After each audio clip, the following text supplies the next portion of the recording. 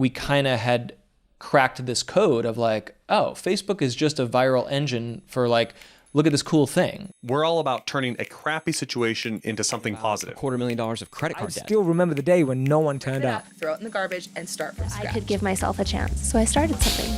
I mean, I think that counts as from poop to gold. Welcome back to From Poop to Gold. This is Benton Crane, your co-host. And today I have with me Matt Silverman. Welcome, Matt. Thank you very much. Thanks for having me. We were talking just before we rolled about whether I'm accomplished or just doing too many things. I'm not sure which it is. Well, I think for those of us watching your accomplishments, I think that's a pretty easy answer. You're a very accomplished man, so we feel privileged to have you here It's today. very generous of you. Thank you. So we've all seen the Daily Dot. We've all seen videos. We've all heard of the Daily Dot. But what is it? What is it? The Daily Dot covers internet culture. Okay. Editorially. We're a news and features site that digs into what is going on the internet culturally. And that could be, what is this trending meme that everyone keeps talking about? Or it could be the latest cybersecurity hack or the latest, legislative push to, for or against net neutrality, for example. Anything that is solely rooted in internet culture or internet privacy, technology, freedom, that is what we cover editorially. And we produce a good deal of written content and journalistic coverage of that. And then adjacent to that, we have this tiny little creative agency that began as a video program and has evolved into a pretty robust e-commerce creative agency where we can develop content for clients and help manage it, get it to the right eyeballs organically through paid distribution. It's a nice big Chinese menu that we offer clients, and they can pick and choose depending on their needs. And we've had a lot of success with it over the last couple of years.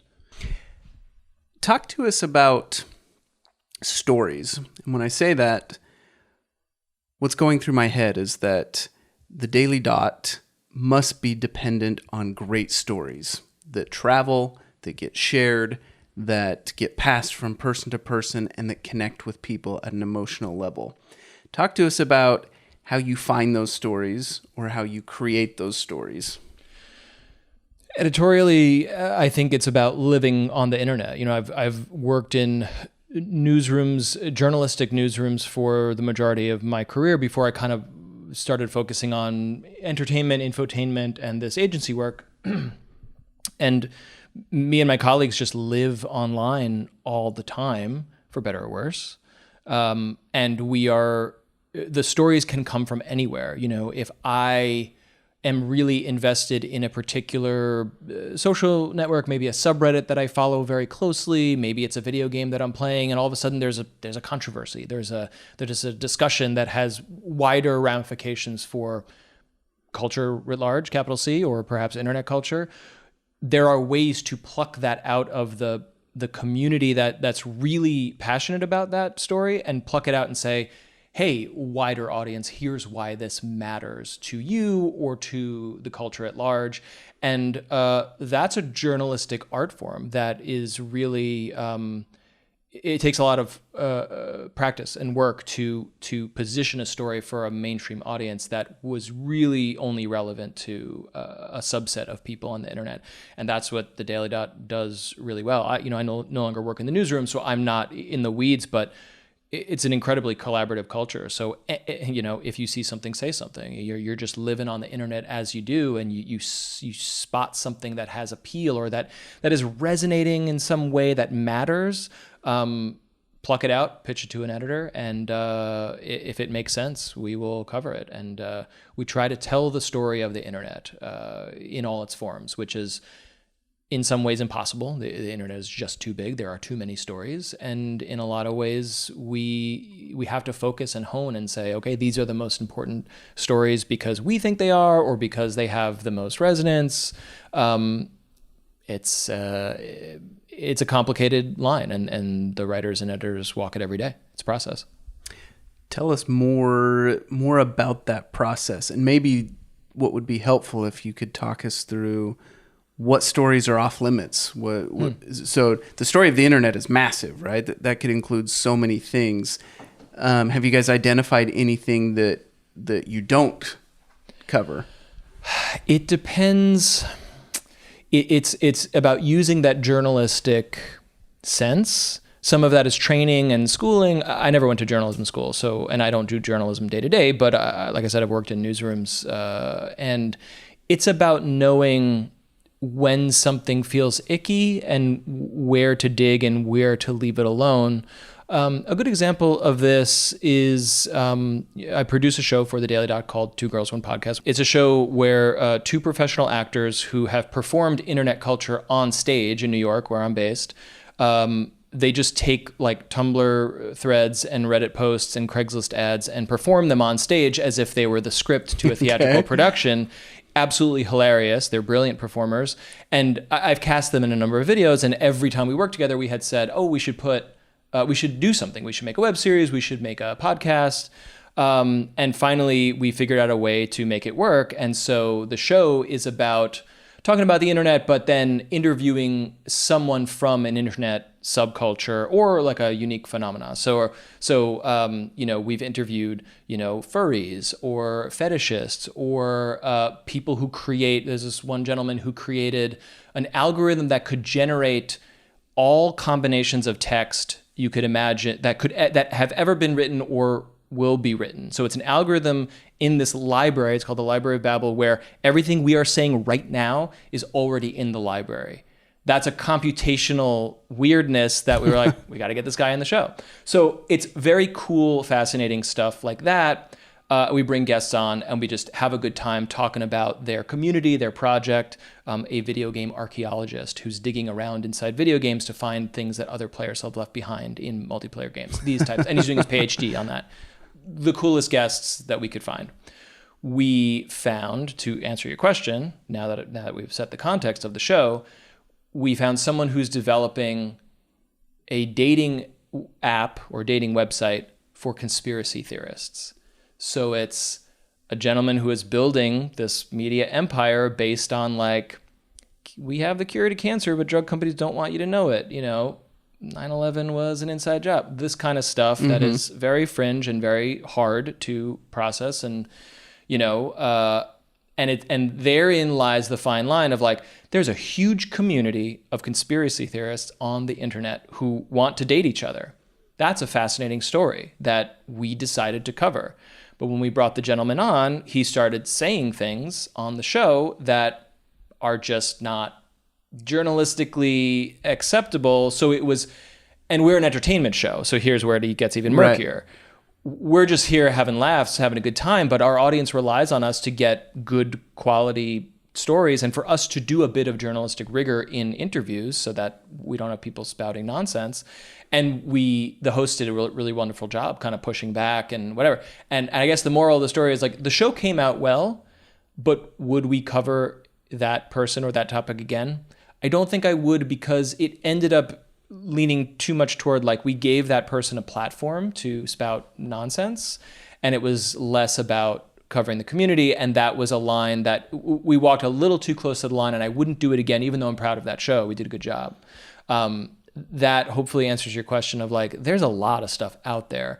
We want to cover it responsibly without giving platforms to the nonsense that the internet contains. Yeah. There's plenty of it, right? Yeah, that makes perfect sense.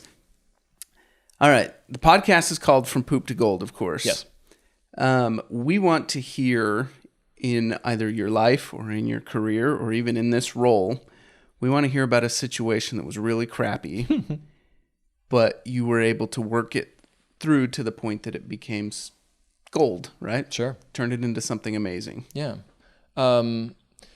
Yeah, I guess this is not a pinpoint specific situation, but more of an industry shift where, as we know, many media companies, including ours, were riding high on Facebook traffic. And it was like, you just put a really clicky headline on Facebook or make a sexy video and you put it out there, and organic traffic is just through the roof, because literally every human on the earth, not literally, but the vast majority of internet-connected human beings are on Facebook all the time, and you put something there that is shareable, and you will get traffic and you will get views, And we were very good at that. We, meaning our entire industry, the entire media, the Mashables, the BuzzFeeds, the Daily Dots, the Voxes of the world were doing really well at that game. And then the bottom just completely fell out of it because Facebook flicked a switch and said, we're gonna show the friends instead of the brands now, which is the right choice for Facebook as a platform. I mean, it was overrun with viral nonsense and everyone just gaming that system.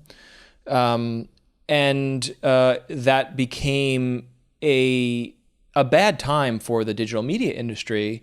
Is that early 2018? Yeah, 2017, 2018.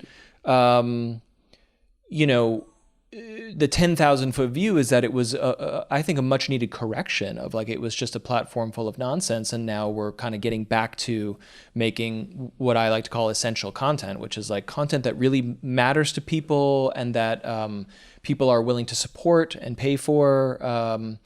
But at the time we were just making a lot of commodity nonsense. Again, we just being the industry, and the bottom fell out, and sadly, many people across the industry were laid off, lost their jobs, or hit hard times, and that is unfortunate. The platform became untenable for organic content, and we had to look at the business model and say, we can't reach the millions of people that we used to reach. What the heck do we do? And we were tinkering again with Facebook video formats, and found that the newsfeed just lends itself to this idea of, look at this thing, this thing's cool, check this out, And we had a very successful e-commerce division of the company, like a platform, I guess you'd call it, where we were writing articles about interesting, unique, useful, essential products that you could just go to Amazon and buy, and we'd make a small commission from that. But at scale, that was a worthwhile business. And we started thinking, well, Facebook video is very, if it's just quick and easy and it grabs attention in that newsfeed environment, maybe this would work for e-commerce too. And we started making little videos about products. And we also editorially were featuring Kickstarters. Mm-hmm. This idea of, your 3-minute Kickstarter video is very good if you're trying to convince me to kick in $10. Your founders are on the video saying, hey, we have a dream. You really believe in this product. Check out the product.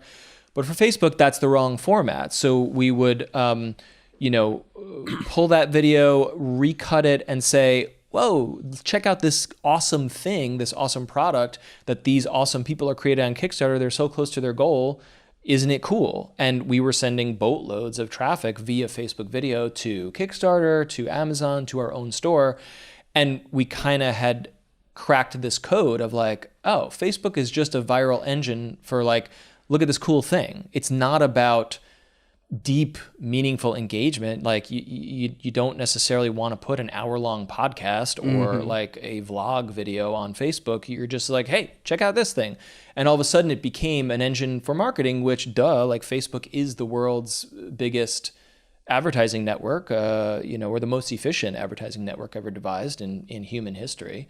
And that was our pivot from, oh my gosh, Facebook is over, to, oh, maybe we should just be using Facebook for what it's for, advertising. And as we were making these very dynamic, very viral videos and driving lots of traffic to the sources of those videos, whether that was us or the Kickstarter or the brand partner, all of a sudden we had brands coming out of the woodwork saying, oh, we want a video, we have a YouTube channel full of videos, none of them have views. How can we work with you to figure this out? And we developed a pretty good strategy for distributing those videos. And then over the course of that year, 2018, early 2019, it's organic traffic, even video traffic on Facebook was lower and lower and lower and lower. It doesn't mean people were on Facebook less. By the contrary, Facebook was doing just fine. It was about managing a campaign and saying, okay, we're going to make this video. We're going to make amazing creative for you. And in that budget, we're going to say, also, here's the budget for campaign management. And we're going to guarantee that we can, with great creative and great messaging and testing, like you were saying, we're going to reach this many people. And brands were like, oh, that's very clear, very efficient, very effective. I know exactly what I'm getting. I get to own a great little video that I can put on my Amazon page or my YouTube page later. That great. And it was just became this a la carte menu of, oh, do you have a campaign management team already? Great. We'll just make great creative. Oh, you already have great creative? We'll just manage the campaign. Whatever you need, we can provide. And we're small and scrappy. We're not this big fat agency. I think we're very competitive, and we can offer things that bigger players may not offer, or may not think to offer, or may not offer at the same cost efficiency. So, and likely the bigger agencies are the ones who are unable to tinker at the same level that you can. I think so. Yeah. So it sounds like the agency side of your business was a direct result of that really hard time that Facebook put the industry through. Precisely. Taking a bad situation that seemed really like a dead end, like, do we abandon this platform or what? And then tinkering to figure out, oh, wait, let's use it for what it is actually built for. And then it was very successful. There was actual demand from right. audience, clients, et cetera. Like, we reopened this box of like, oh, right, this is actually useful in a completely new context. That was also a very hard time, not only for us, but for many of our clients. Right. In fact, we even had a couple clients who their only advertising channel was Facebook. Right. Most of our other clients had a little more of a multi-channel approach, mm-hmm. which I would argue long-term is a healthier approach. Yes. For reasons specifically like this. But, those clients that had just a Facebook approach, when Facebook made those changes, it kind of turned their businesses upside down right. for a little bit, and it really put them through a hard time. Yep. It's a big lesson. I get scared to build entire businesses on the backs of other businesses, especially digital media businesses. Precisely. It's very, very scary. We've learned a lot of lessons, and we're not foolish enough to think that Facebook is a very efficient advertising platform today. Will it always be the case? Probably not. So we need to plan against that. That's right. I think, if I'm not mistaken, I think it's Gary Vee that always talks about finding the underpriced attention. Yes. And, Facebook has provided a lot of that, but that doesn't mean it always will. Right. And so, we need to keep our eyes open and keep tinkering to find whatever is next. Yep. It's a good way to phrase it, of like, influential people on YouTube, podcasts, Twitch, they may not have mature businesses yet, but they have huge audiences. So if you're a brand, maybe it's the right time to buy into those mm-hmm. audiences, because I'm definitely going to trust my favorite podcaster or YouTuber versus, an ad that targeted me on Facebook. I think people are growing a little bit more skeptical of That's right. of these platforms, but not of the creators. Creators, I think, are more trusted than ever, I think. Got it. Matt, do you have any up-and-coming projects that you would like to tell our listeners about? Projects. Always. Up-and-coming, I'm producing a lot of shows. And this is like, independent of the day job. I have a YouTube channel called Free Dad Videos, where it's me and my kids. We make music videos. We make silly comedic videos about the trials of parenting and the ridiculousness that ensues. My kids are 6 and almost 3. Okay. We have a good time. We do little adventures and things of that sort. And our audience has been extremely loving and supportive, and people like what we do. So we're going to keep doing that.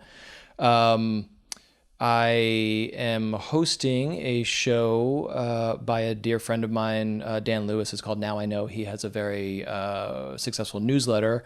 I don't know how he does it. Every night he's plugging away doing trivia. Like, it's like fascinating stories about interesting events in history or culture or politics. And it's a newsletter. So it's this lovely, like, it's in your inbox every single day. You rely on it. His audience is so supporting and loving. And he's like, hey, we should do videos. And I said, great. You've already done the hard part. which is writing and researching these topics. We'll do it in video form, and so I'm hosting that show. We launched a Kickstarter, which was successful. And he probably already has a pretty big, a huge library. yeah, Exactly, library that you can go back through. I was like, this is turnkey. This makes itself. I could just talk into a camera and put it together. So that we did a few episodes, and we launched a Kickstarter, and the fans were very supportive. So we're continuing to make 8 to 10 more episodes. So that's coming out soon. It's called Now I Know. I co-host a podcast called The Future Will Not Be Podcast with two friends and colleagues in the media biz, where we talk about future shock, this idea that technology is accelerating so quickly that average humans, including us, are having trouble keeping up, and our laws and our societies are not really keeping up with the pace of technology. And that's the technological advances that are coming are really awesome, but they're all made by 5 companies. So what are we going to do about that legislatively, policy-wise, societally? There's a near future where I'm going to email you and say, or you're going to email me and say, hey, come on the podcast. And I'm going to respond, I'd love to come on the podcast, but it's actually 2 robots talking to each other. Like, what's the etiquette around that? Are we ready for that? I have young kids, like they're growing up in a world that is entirely screen-based and mediated by tech companies. Like, there are awesome things and problems with that. So it's a kind of a chat show where we tackle existential topics like that. So I think that's everything that's in the works currently. And what was the name of that one again? The Future Will Not Be Podcast. The Future Will Not Be Podcast. Very cool. I'm excited to go consume some more of your content myself, and I'm excited for our listeners to get to as well. We have a gift for you, Matt. Oh, wow. What is this? The author Chris Jones followed us around for the last 3 years. Okay. And he documented all of the campaigns as we were making them. Yes. And as he did that, he kind of helped us uncover some core principles that were essential to us building the creative culture that we have today. Nice. And so that book, From Poop to Gold, is a dive into that creative culture. Great cover, too. Thank you. I like it. Thank you. And then a couple of goodies in the bag from our clients as well. Excellent. So thank you so much for coming on the show. It's been a pleasure to get to know you better. Thank you, Ben. My pleasure. Make sure to like, share, and subscribe, and we'll see you on the next one.